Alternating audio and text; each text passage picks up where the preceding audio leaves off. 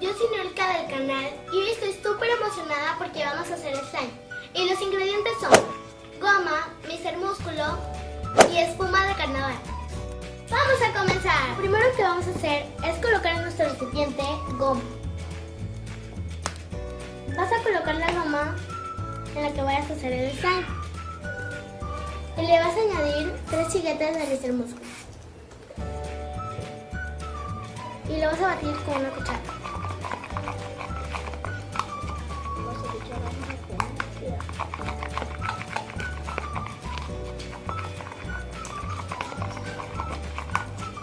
Después que hayas batido todo el Mr. Músculo,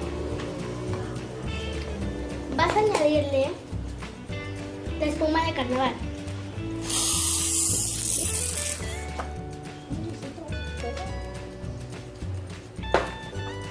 Y también la vas a batir.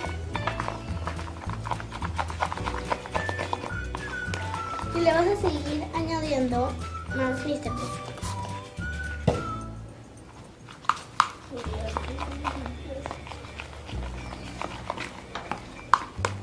Una vez lo pasan a un recipiente y lo siguen batiendo.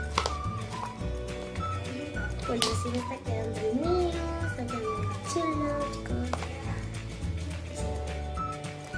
Bueno, después de que ya hayan hecho todo el procedimiento que les he dicho, lo van a proceder a poner en el congelador por 3 minutos.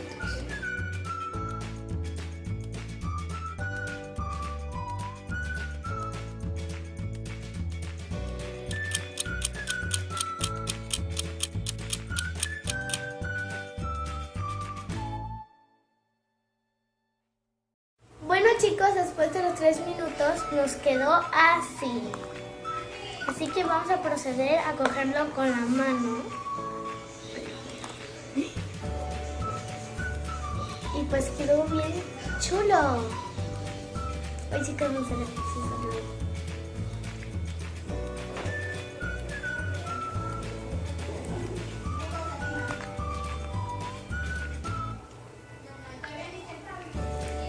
Bueno chicos, si les gustó el video denle like y suscríbanse porque próximamente haré más videos de slime.